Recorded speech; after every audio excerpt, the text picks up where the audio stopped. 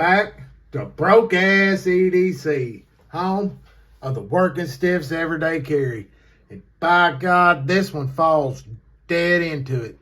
This is another one of these Daggerr brand coming out of Russia. The designer, the company's out of Russia. This line, the Discovers, come out of China. So these are a Chinese made knife, but I've got the Wocket with me here today. Man, I can't say enough about these this brand, this line from them at $29.99. The only place I can find them is Blade HQ. I don't personally have a code to throw out to you. My channel doesn't have one, but I guarantee you could probably go over to any of the other channels, find you a code, and definitely get this thing well under that $30. If nothing else, you can find something and get you the free shipping. $29.99. Banger, under 30 bucks. This one comes at us in the 8CR 14 MOV. Yeah, it's a mouthful. It's 8CR. I ain't had no problems. I know it's a budget steel, but at one point in time, 8CR was big boy stuff. It's just as the times change, but I mean, it's proven it works well. Keep your cloth in your pocket. Wipe this puppy off when you're done using it. Throw a honing on it every so often. You're never going to have a problem, man. It's going to be razor sharp.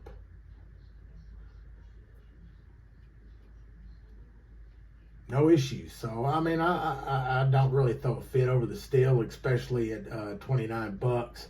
And this one, we've had a lot of different blade shapes. This one's got the drop point with that flat top on it, and then it drops right there.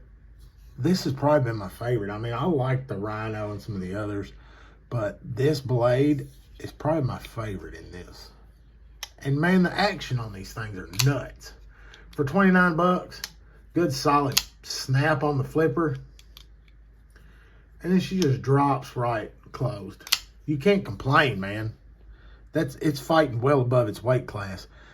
The steel back spacer, steel liners, a little bit of milling to drop the weight on this thing.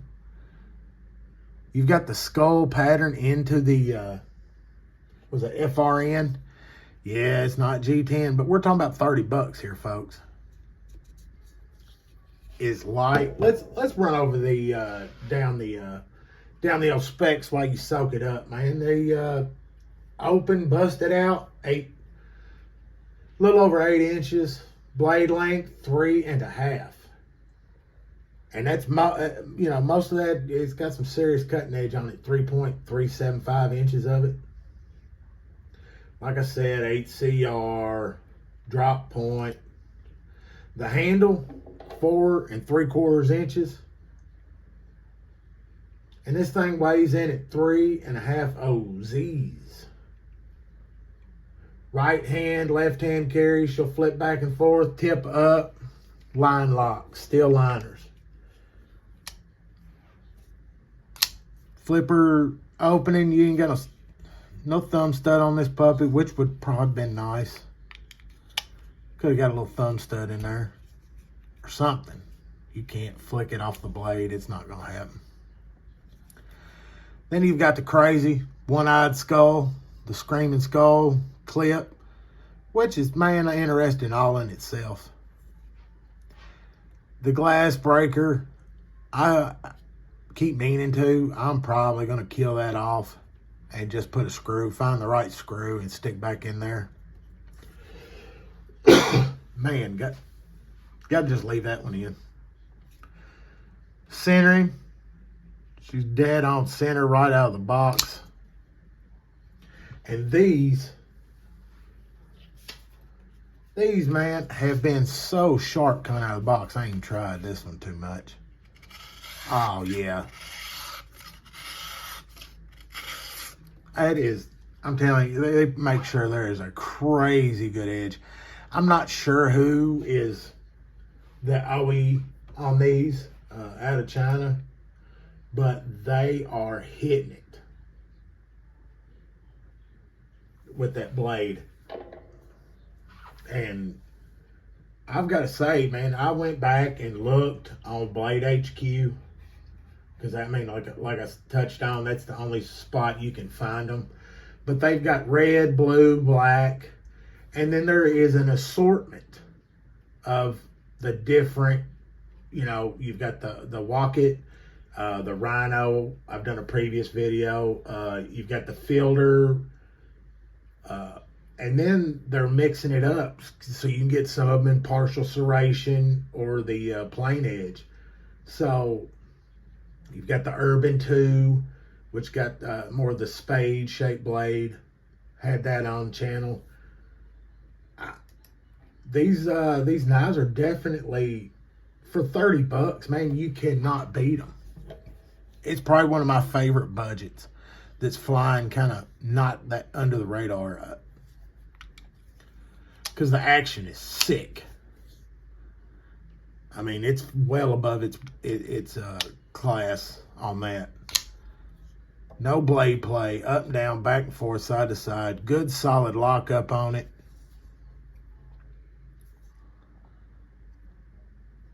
Hardware is not over the top. A little bit of logo in the pivot, which kind of transfers the skull into the milling. Little dagger. So the billboarding's not over the top. I guess the only thing I could pick on is that glass breaker. It's not my favorite. Not a big fan of them, but you might be. You know, I carry ink pen. Most of the time the ink pen's got a glass breaker on it anyway. But I've got to say, man, I can't. I just gush enough over these things. These daggers are dead on. For the price, you are not going to beat them. The only thing is, I wish you could find them different sites. But I guess as of right now, you're only going to find them there on the Blade HQ site. Or go to Daggerr, you know, I'll throw their link in there. But these are their budget offerings. They've got some more premium knives, and I got one of those on deck, so we'll take a look at it. Went ahead and had to jump off that ledge because I like these so much. Y'all, don't forget to like, subscribe, and catch us over there on the Knife Owl sometime. Knife Owl channel will do Knifeaholics. That's where the giveaways happen. Stay sharp. Stay safe.